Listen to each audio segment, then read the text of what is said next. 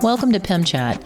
This is a peer-to-peer educational podcast about pediatric emergency medicine for the advanced practice provider. My name is Tony Dobson. I am a family and emergency nurse practitioner in Chattanooga, Tennessee, and I will be your host.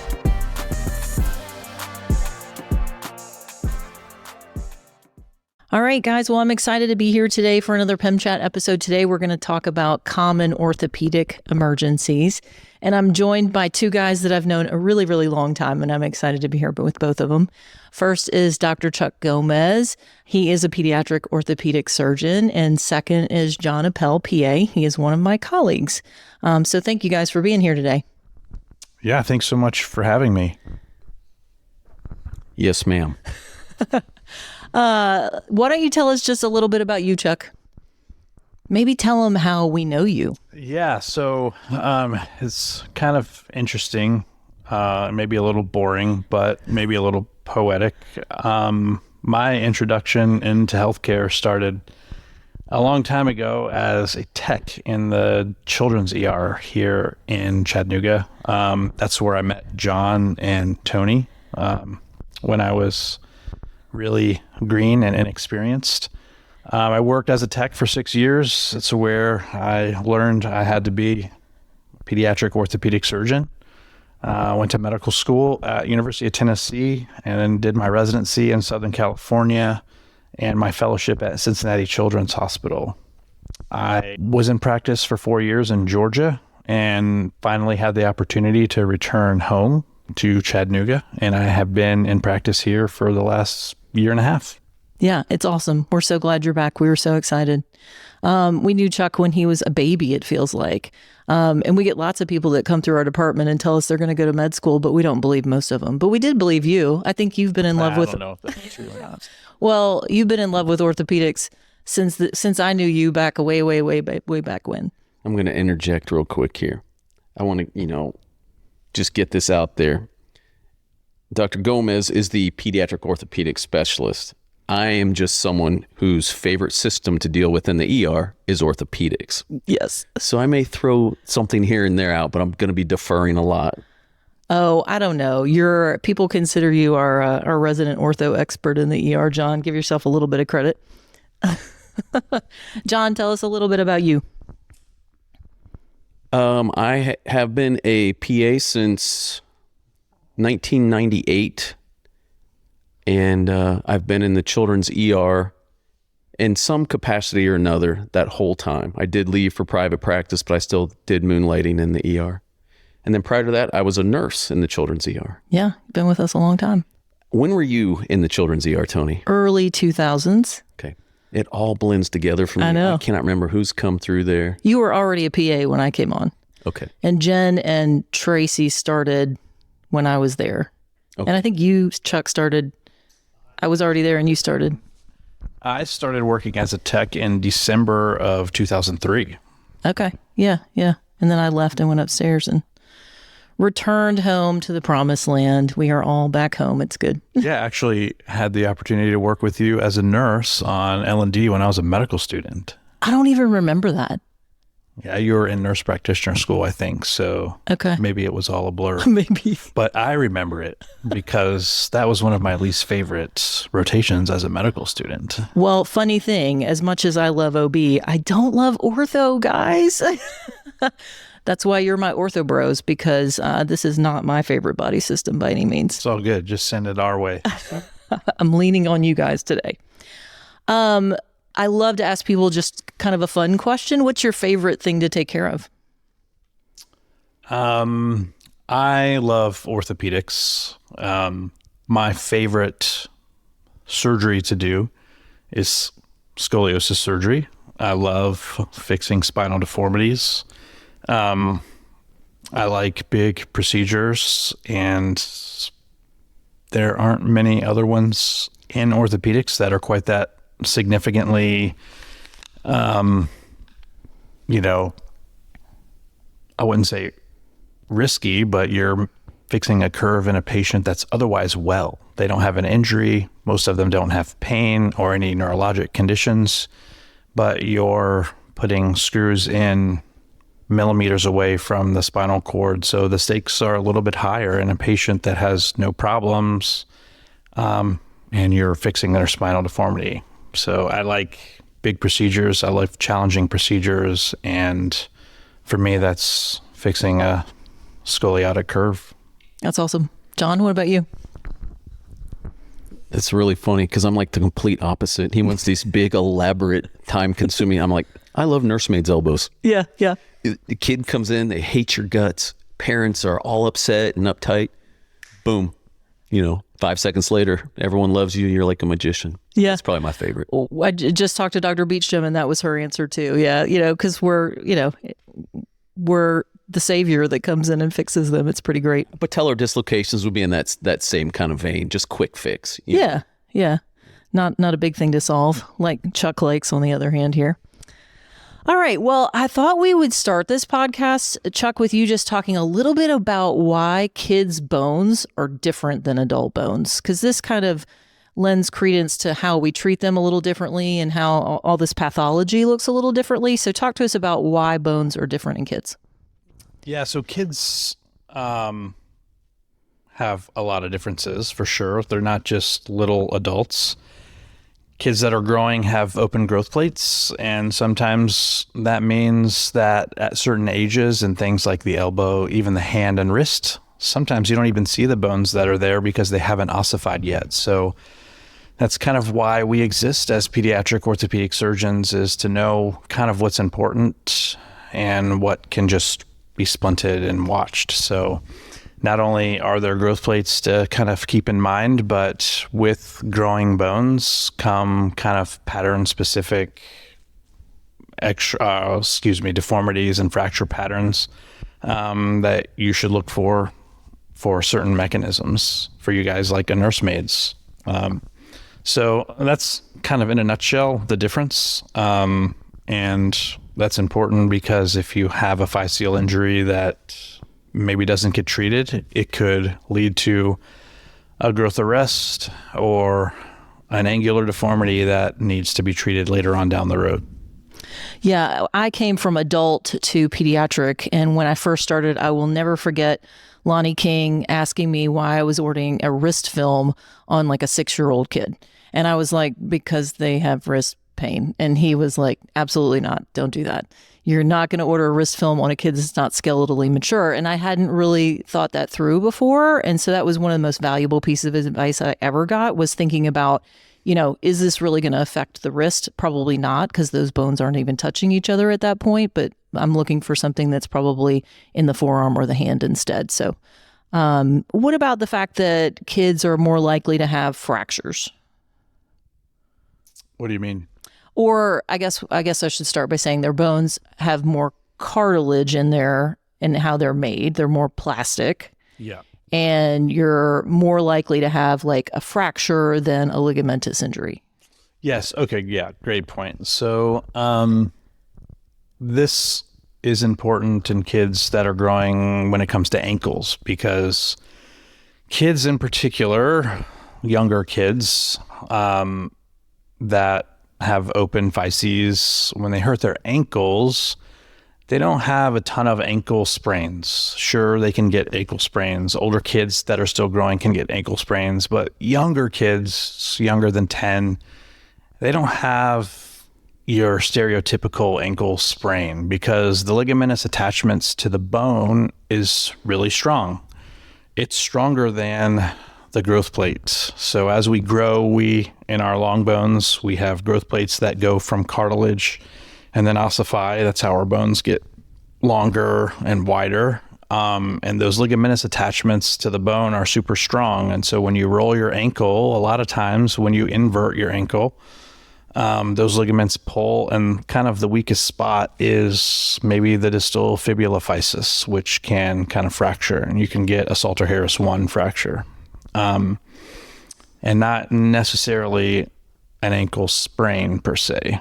Older kids that are nearing skeletal maturity, they can get ankle sprains. Adults get ankle sprains because there are no physes. Their bones are solid and the ligament is not as strong. as the attachment to the bone. So it doesn't usually pull or avulse bone because there are no growth plates. It tears the ligaments. So that's kind of the difference in kids. Yeah, we have this like thing in the people talk about how kids don't get sprains. It's, I guess what we're talking about is like the little bitty kids that come in.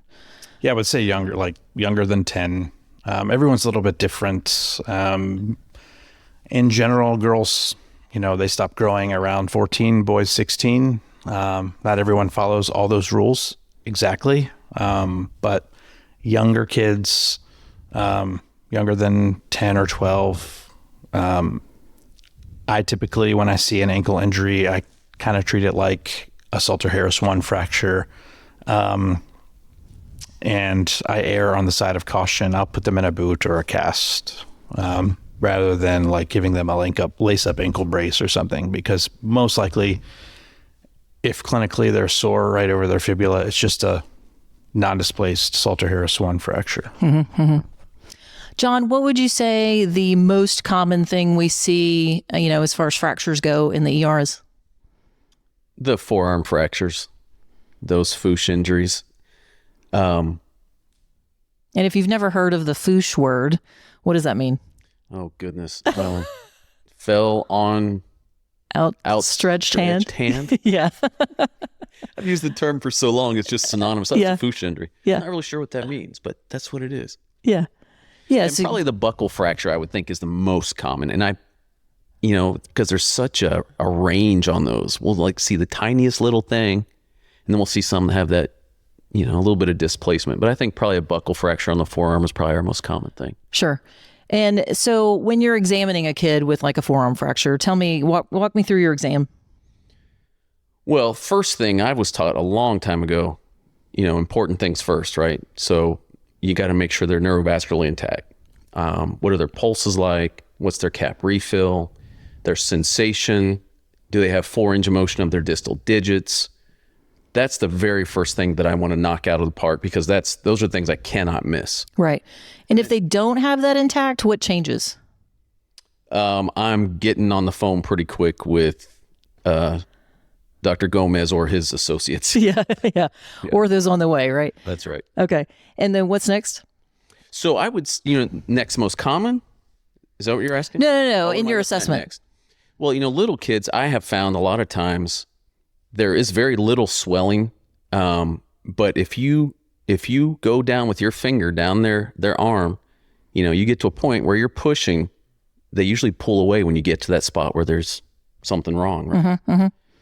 Mm-hmm.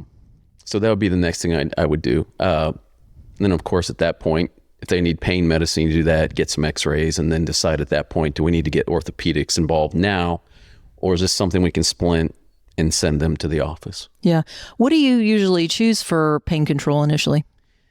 Well, it's interesting. It used to be, we were really a lot more free with opiates back in the day, right? Everyone got a slug of Tylenol with codeine when they came in, even for the tiniest little buccal fracture. I personally have really tried to get away from that, just because of what our country's gone through and what I've seen with my own family members with opiates. I give these kids Tylenol. I've heard, Chuck, that some orthopedists don't like us to use ibuprofen. Is that true?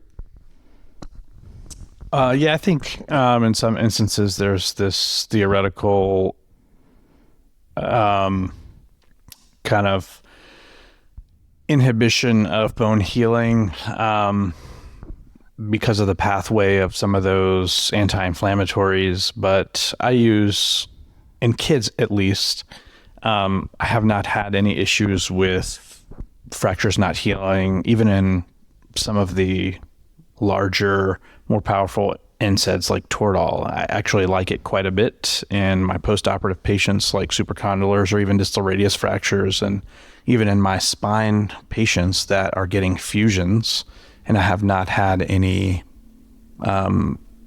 problems or non-unions that I've seen. I've heard, correct me if I'm wrong, Chuck, but I've heard that ortho is very frequently telling people post-operatively to use a combination of Tylenol and ibuprofen, like Q6 hours. Is that?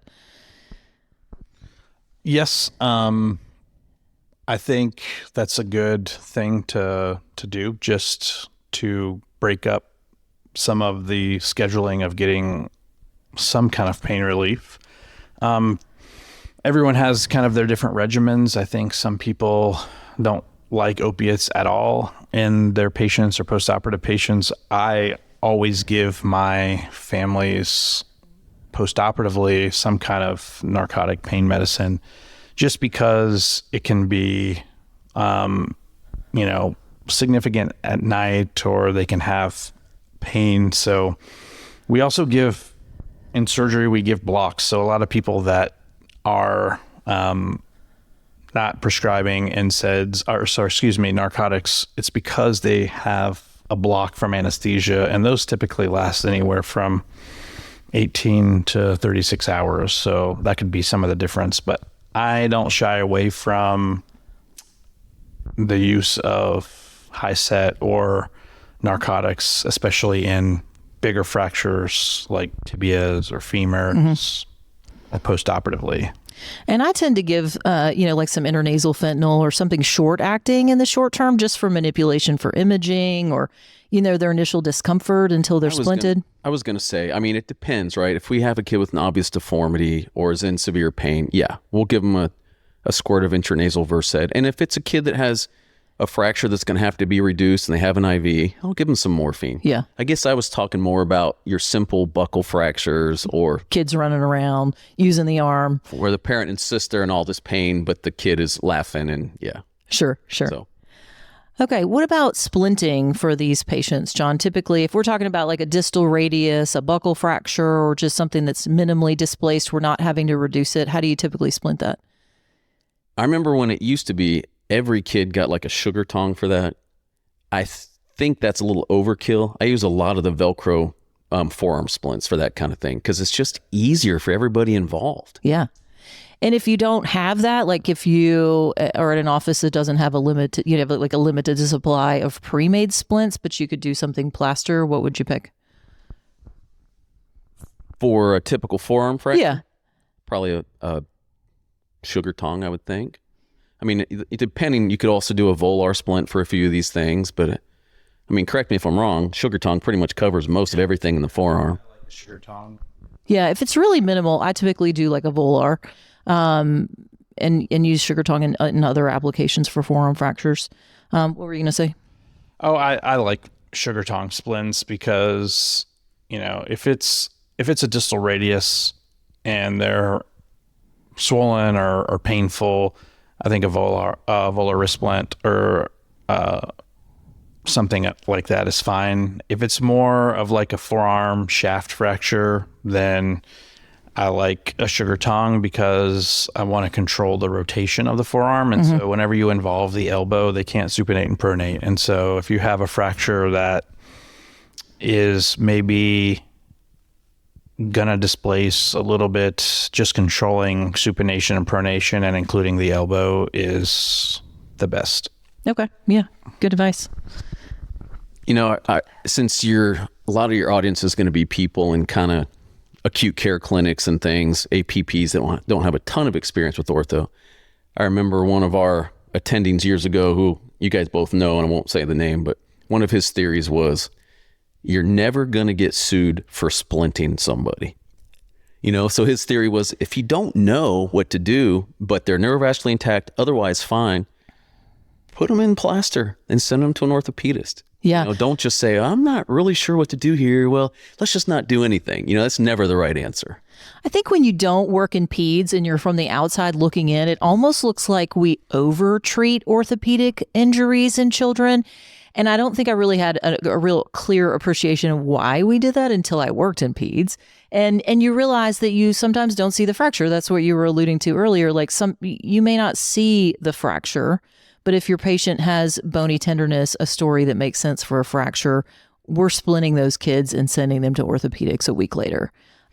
Just to be careful. Yeah, I think that's a great point, because not every kid that comes in that has a fracture is going to show up with an x-ray where there's a clear fracture line. So even in my office, when I see a kid that's come to me, whether it's through the ER or from the pediatrician, if they have a story where they have fallen and they're hurting and they're limping or not weight bearing, I will treat it like a fracture.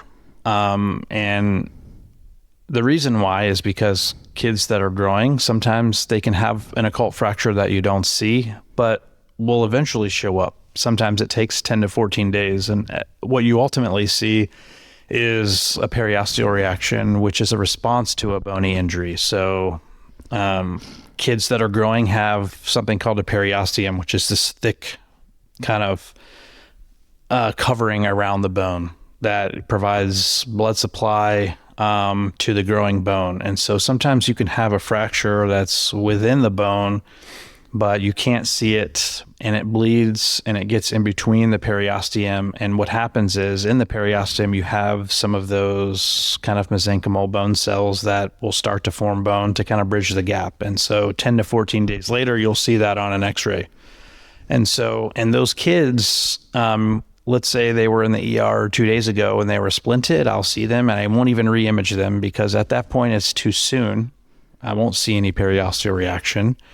I will take the splint down, do my exam, and if there's tenderness, then I'll treat it like a fracture. And that's what I tell the family, that I would rather them be mad at me for making their kid slow down and to put a cast on than to say it's probably going to be fine and then have them run and fall and turn a non-displaced fracture into one that needs to be either reduced or at worst have surgery. So I splint and cast things often.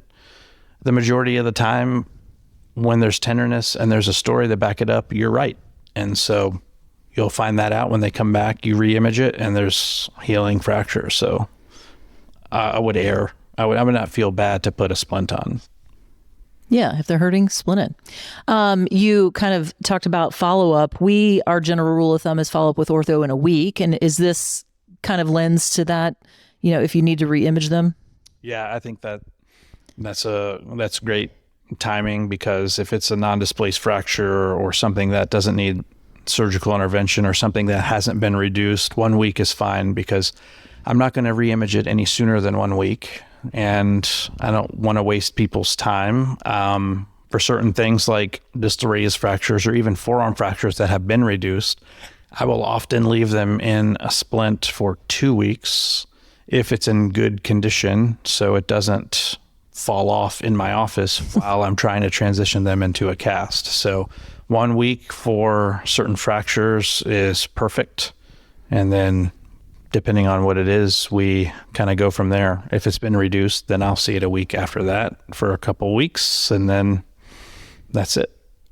Do you use some of these like removable splints that I hear about, the ones that kids can swim in and shower in or take off for bathing?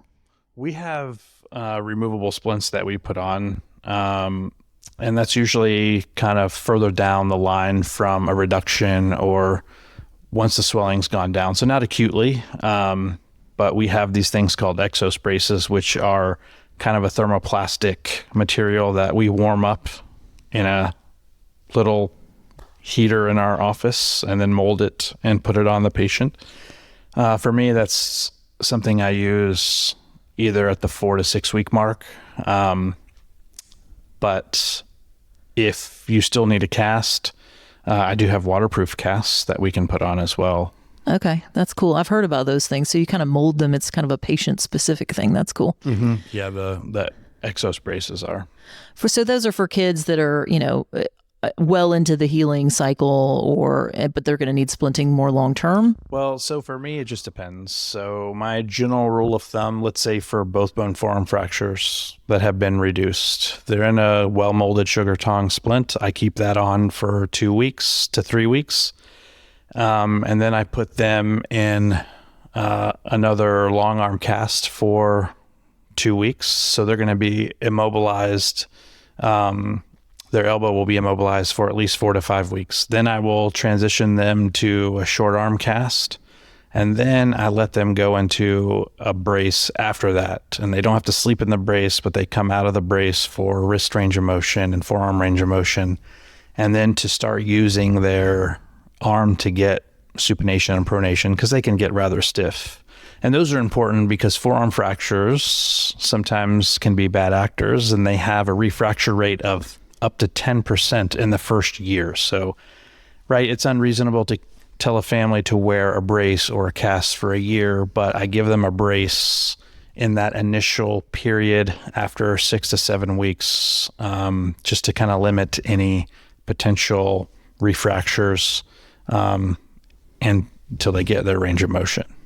So what do you tell these, if a parent asks you, what's the healing time for like a both bone forearm that's reduced in the ER, what would your answer be? Yeah, so just about every fracture takes 6 to 8 weeks to heal. Okay. There are some variations in that, like intra-articular fractures, like lateral condyle fractures, they can take a little bit longer, any kind of intra-articular fracture. But in general, a both bone forearm fracture, a distal radius fracture is going to heal in 6 to 8 weeks. Okay. That's whether or not you have surgery. Oh, yeah. Doing surgery doesn't make anything heal faster, just makes it heal where it's supposed to heal. Okay. Let's move on to elbows. A lot to cover here. We kind of walked through a whole visit here with the forearm, so we're not going to do that for all the rest of these fractures, but let's just talk about the different types of elbow fractures, things we need to be worried about. Yeah. So elbows are very challenging sometimes to folks that don't look at them every day. There are specific timings of growth centers and when those growth centers close in the growing child. So elbow fractures can be difficult because a lot of times, like a lateral condyle, the bone could be fractured, but the cartilage that doesn't appear on the x-ray, it could be extending into the cartilage. And so that just makes it kind of a challenge. So you've got lateral condyle fractures, you've got supracondylar fractures. Supracondylar fractures are the second most common type of fractures in kids, most common fracture in the elbow. And you have medial epicondyle fractures, and in younger kids, less than 3, you have transphyseal fractures, which can be associated with child abuse. And so there's all kinds of elbow fractures. Definitely the most common is supracondylar, probably after that, lateral condyle. And then you have elbow dislocations. So that brings up another thing that we didn't talk about earlier, but elbow dislocations in kids are kind of a big deal because after you put it back in place, you have to play a little game with yourself when you're looking at the x-ray, and that is to find the medial epicondyle. Because when you have an elbow dislocation, you can have a medial epicondyle avulsion, and sometimes after you reduce it, that medial epicondyle is incarcerated in the joint. So every time you reduce anything, it needs a post-reduction film. Anytime you reduce a dislocation, you need a post-reduction film. That can't be more important in the elbow because after you reduce an elbow dislocation, you have to make sure the medial epicondyle is not incarcerated in the joint. Because if it is, that person needs to go to surgery. What are you looking for on the film? The medial epicondyle. But what would it look like if it was incarcerated?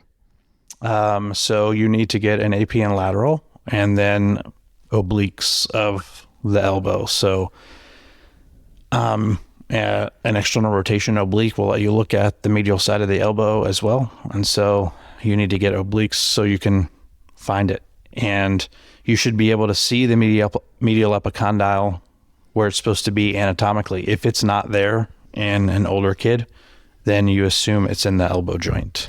So you're not going to appreciate this on exam. This is only something you're going to see on imaging. They may have a lot of medial swelling and a lot of medial tenderness if they have a medial epicondyle fracture. So it's kind of hard because when they have an elbow dislocation, it's diffusely swollen and tender. And a lot of those kids really aren't the best historians when their elbow is dislocated, even post-reduction wise. But you can feel the medial epicondyle, and if there's a little bit of crepitus, you can suspect a medial epicondyle avulsion fracture.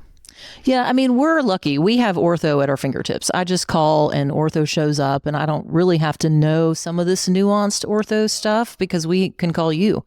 But if I was out in the boonies and I was wanting to make sure that it was okay, it would just be pain disproportionate to what you'd expect, or this imaging finding? Well, wouldn't you say that if you're out in the boonies or you're at a clinic, if a kid has an elbow You'd send it to injury and swelling, you have no business taking care of them out right. on your Yeah, own, I would right? think. That was my thought. Yeah. Yeah. And it's the same even in the ER. I've gotten to the point now, even kids that just have that posterior fat pad on the x-ray, but have swelling in their elbow. I talked to ortho about Yeah. all those kids. I mean, elbows are just, so much can go wrong. And number one, I'm not comfortable with that. Number two, you're right. It's at our fingertips. Why not make that little secure chat message to ortho? Like, hey, Absolutely. this is what's going on. Can you peek at this? Yeah. But yeah, where you're talking about out in the community, put them in some plaster and send them to Send them down to the pediatric. Yeah. Send them down so we can get a specialist to look at it. I like it. So tell us a little bit about like which fractures in the elbow we need to be most concerned that are surgical versus non-surgical. Yes. A lot of fractures in the elbow are surgical. Supracondylars can be surgical. Type 2 supracondylars. And so I don't want to get kind of bogged down in too much of our orthopedic jargon, but some type 1s and type 2s don't need necessarily surgery, but just need to be watched closely. All displaced supracondylars will need surgery. Lateral condyles are also kind of nuanced because the kid is growing and you can't see the intra-articular surface because it hasn't ossified yet. Then sometimes we just need to see it. So if you got a lateral condyle fracture and it's like a little bit displaced, then either transfer to us or call orthopedics, because sometimes they don't need anything, but sometimes they do. And if they're kind of 2 to 4 millimeters displaced, then a lot of times I will take them to the operating room and I'll do something called an arthrogram, where I'll inject saline and contrast into the elbow joint, because when you do that, then you can see the articular surface. And if there is no step off, then they will get a screw to hold it in place or some wires. If it's displaced, then I need to open the entire elbow joint to put the fracture back together and then stabilize it. So lateral condyles are really tricky because if it's displaced and it's in the joint, it may not heal at all because it's intra-articular. And so for me, if there is a patient in the ER that has one that I think needs surgery, it doesn't have to go that day or the next day, but sometimes in really unreliable families or people that maybe just don't have the best resources, I will fix those the next day because I don't want them to disappear. Because every now and then we'll get in our office someone who was lost to follow-up, and they'll have a lateral condyle fracture that did not heal, and it will be a huge surgery to reconstruct. Actually did that Recently, right? 2 or 3 weeks ago in a patient that hurt their arm. They disappeared for about 1.5 years and then had pain. And when they came back to see me, they had a really bad lateral condyle non-union that I had to do this really big operation on to stabilize. So lateral condyles, and supracondylars, if I fear the family will kind of get lost or will disappear, I will do those the next day. Yeah. Correct me if I'm wrong. In my mind, like a Salter-Harris 1 is generally something I can splint and have follow-up outpatient. I don't need to be as worried in those patients. But when I'm getting up above that, that's when I'm definitely getting orthopedics to look at the film. Yeah, I think it depends on the Salter-Harris 1 fracture. Okay. Because in the elbow, since we're talking about elbows, a physeal separation in a young kid is a Salter-Harris 1 fracture, but it is not like other types of Salter-Harris 1 fractures, like in the distal radius or fibula. So maybe err on the side of caution, and if you've got somebody that can look at the film, have them review it. Because Salter-Harris 1 fractures in the distal femur can be really bad too. Okay. The thing that we all love in the ER, nursemaids' elbows. John, walk us through how that, what does that presentation look like? How do you manage it? I know you have like a suave way of doing this because we all do. So walk us through this visit. How do you decide I don't need a picture. I'm going to do this reduction. It's going to be a good day. Yeah. So I think if the story matches 100%, and, it's the story of grandpa was holding their hand, they sat down all of a sudden, and they've been crying ever since that time, refusing to use their arm. Then I'll kind of put them in their caregiver's lap. I feel from clavicle all the way down the fingertips. And it kind of goes back to what we were talking about earlier. Because if I'm pushing anywhere and there's a fracture, almost always they pull away. Mm-hmm. With nursemaids, they don't do that. They just want you, if you hold their arm at their side, they'll let you push all over it. They just don't want you, supinating it. Is that proper English? Supinating it. That's proper elbow. Tennessean English. Yeah. And they don't typically want to raise up above their shoulder either. It kind of hangs on their side usually. That's right. And so once I've established the story matches and the presentation matches, and of course, if the kid has a history of a nursemaid's elbow and there's no swelling, no pain on palpation, I usually sneak up on them. I have mom or dad hold the other arm. And I personally, I know the book says supination, flexion. I have had the absolute best luck with hyperpronation. Hyperpronation. I do both. I do hyperpronation and supinate. So a little combination of everything. Do you tell the parents you're going to do it before you do it? I do. Okay. Yeah, I do too. They don't like you torquing on their kid's arm, and they don't understand why. Yeah. But when you tell them, hey, this is an instant fix if we do this right, they're usually okay with it. Yeah, I kind of walk in when the story fits and I'm thinking it's going to be one. I usually tell them, I'm going to examine your child. And if I don't feel anything that makes me worried for a fracture, I'm just going to roll right into this reduction. Yeah. And your kid might scream for a minute, but it's going to be over and they're going to feel a lot better. That's right. The trust factor is big right there with a parent. Let's get away from that real quick. But, sneaking up on people, like in teenagers with dislocated fingers, I found if you try to reason with a teenager and a dislocated finger, you'll never get it. I know, you'll be there all day. I walk up, hey, let me just see what's going on. And I usually just pop it back. Same. Yes. No discussion. We all love to reduce a nursemaid's elbow for sure. All right. You wanted to talk about Monteggia fractures in this vein. Yes. So as an orthopedic surgeon that sees these in my elbow fractures in the office, Monteggia fractures are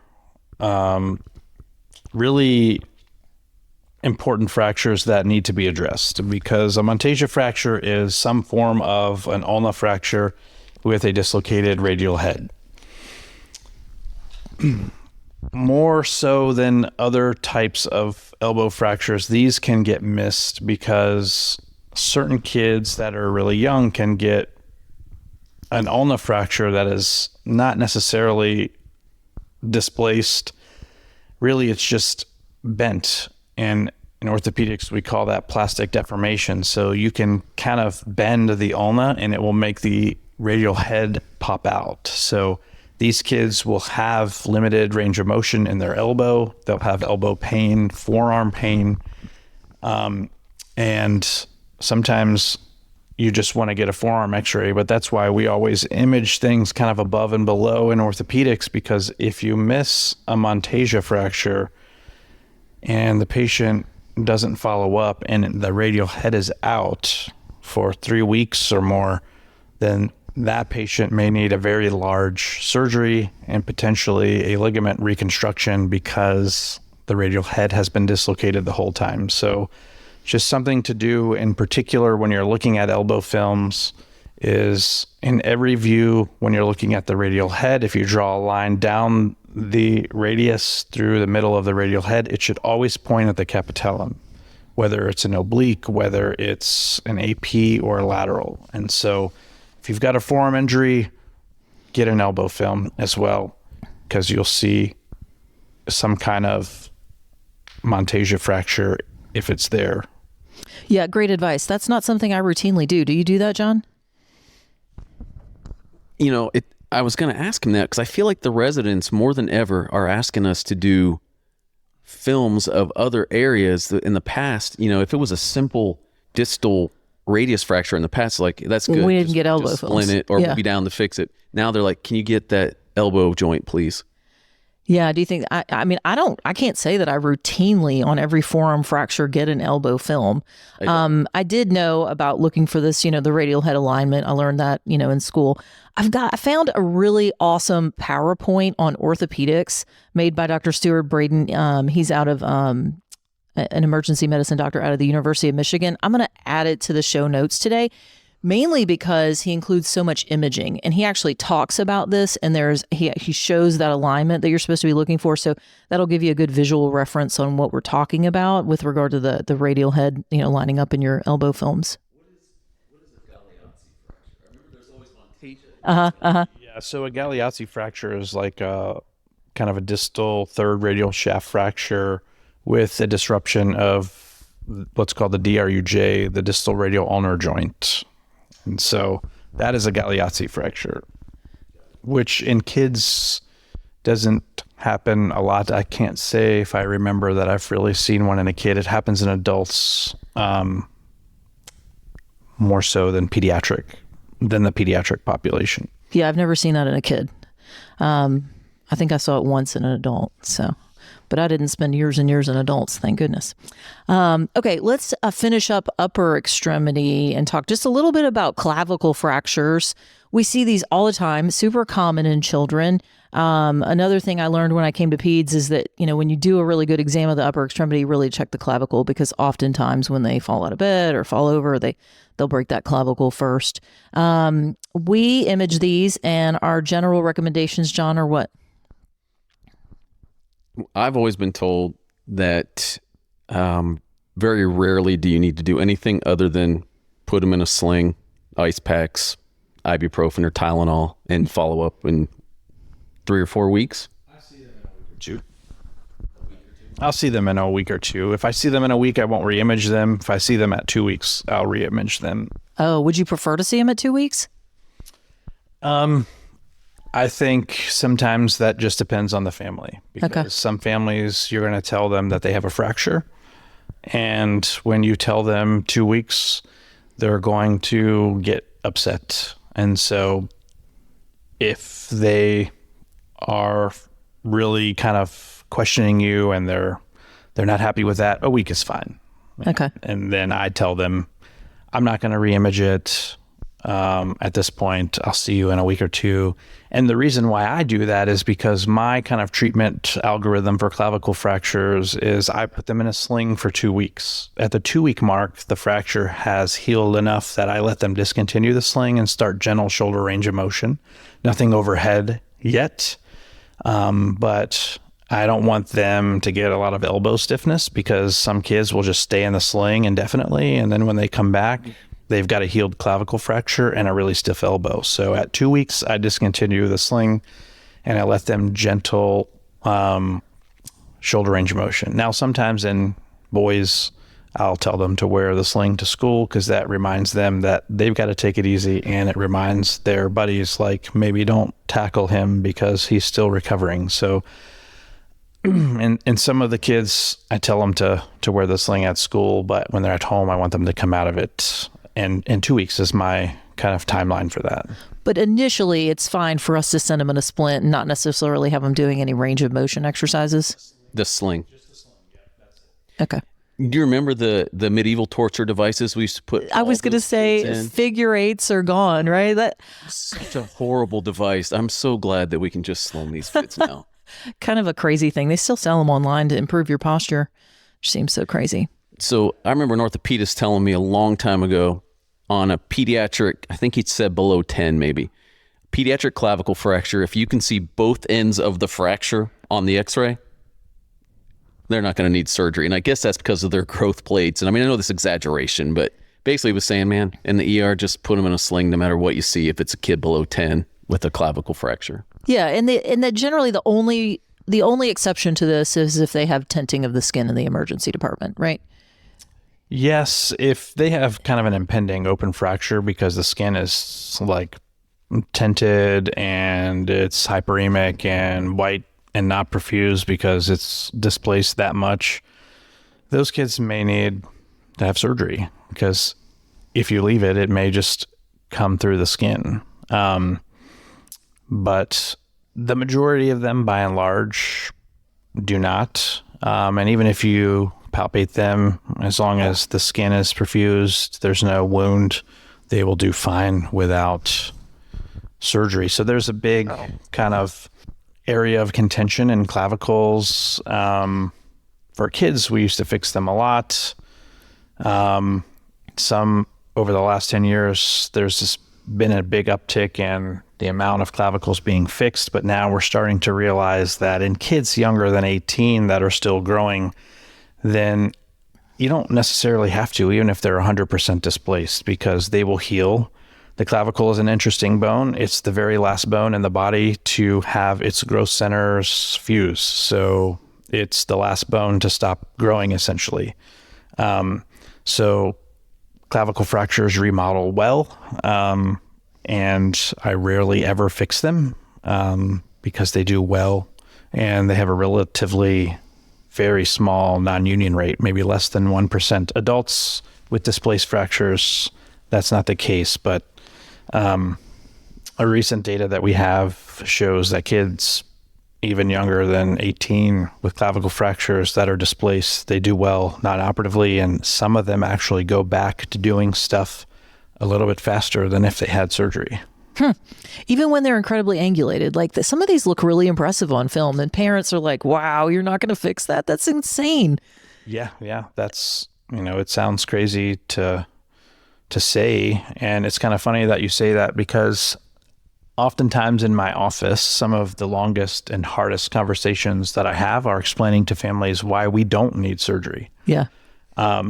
Which is counterintuitive to me when I thought about becoming an orthopedic surgeon, but those conversations can be very difficult, explaining to families why they don't need surgery.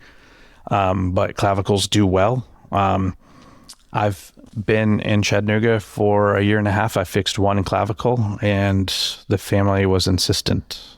And so I fixed it.